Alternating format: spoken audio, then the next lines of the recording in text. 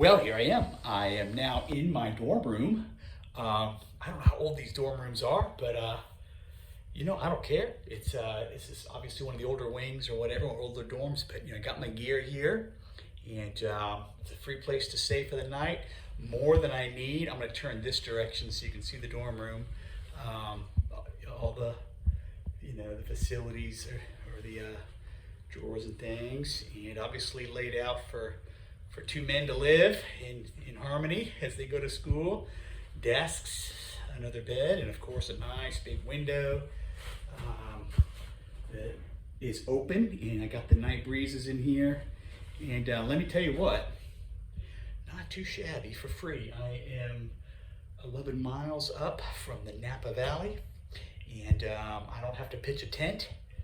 I don't have to worry about bugs. I got a restroom down the hall, and all things taken into account, it's a pretty good deal.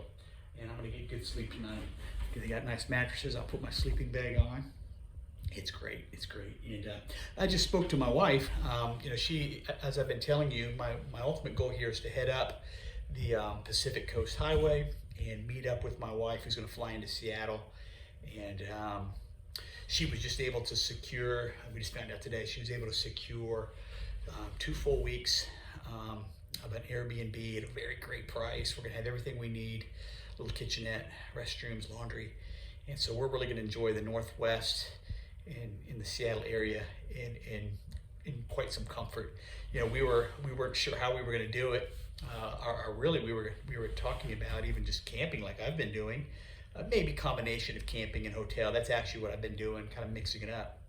But we found such a good deal, and it'll be so much easier. We'll be able to use that as home base and go, into the different, to the Cascades, down to Mount Rainier, Olympia, even up into Canada. She's going to bring my passport with her, so we'll even be able to head up into Canada much easier because we can leave most of the gear right there at the home base, and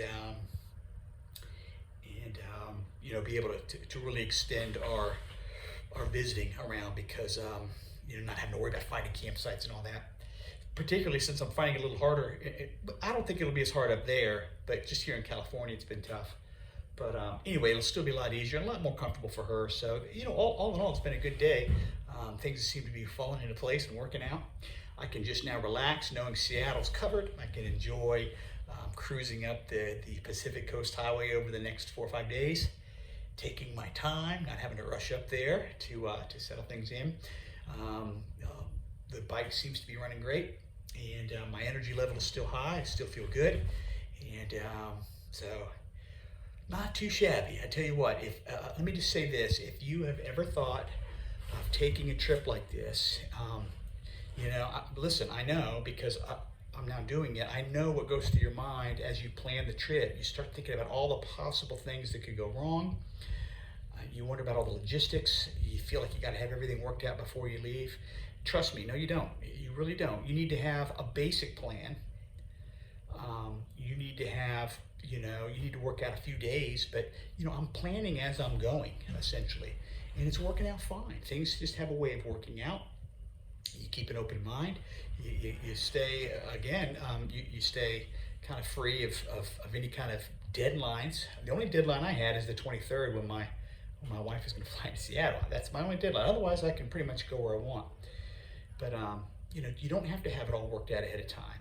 And things just like today, things just have a way of working out. And it's part of the adventure. I mean, today was a great day. It turned out totally different than I expected, but it turned out way better.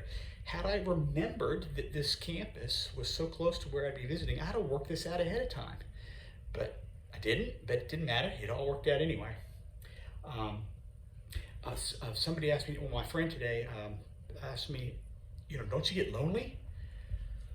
Well, at times. The only time I get lonely is like in the evenings when I've made my phone calls and you're kind of done with everything and you're just sort of in the tent or in the hotel room. Of course. But during the day, not at all, because you keep moving forward. I'm busy. I'm looking at things. I'm writing. I'm checking my Google Maps. I'm making plans and looking for food, and so as long as you're moving forward and and continuing to push, you don't really have time to feel the loneliness and some of those things that you might think. Now, of course, in just a minute, I'm going to stop talking to you, and I'm going to clean up a bit, get my sleeping bag out, and you can see I still have a few more minutes of daylight, and yeah, I'll probably get a tinge of loneliness, but that's when I get on my phone and text my kids. I'll probably call my daughter and talk to her, yeah, you just you get on with it. And listen, that's part of, let me tell you, this is part of why I want to do these trips. It really does remind you of how important relationships are. It draws my heart closer to my kids and closer to my wife by being apart. Now, I'm not the first to discover that. There's even an expression, right? Distance makes the heart grow fonder. It's an old expression. You all know it. But the fact is, it's very true. And it's part of the fun of taking these solo trips. True, it's the longest one I've ever done, and at least the longest one since my kids have been born. I did spend a summer in Israel when I was studying for ministry, and that was a long time away from Latanya. But this has been the longest I've been away from my kids for sure. But again, I'm feeling that same thing, that longing to be with them again, and it'll be even sweeter when I get home. Plus, we're living in a day and age when we got these phones, we can FaceTime. It's really not that big a deal.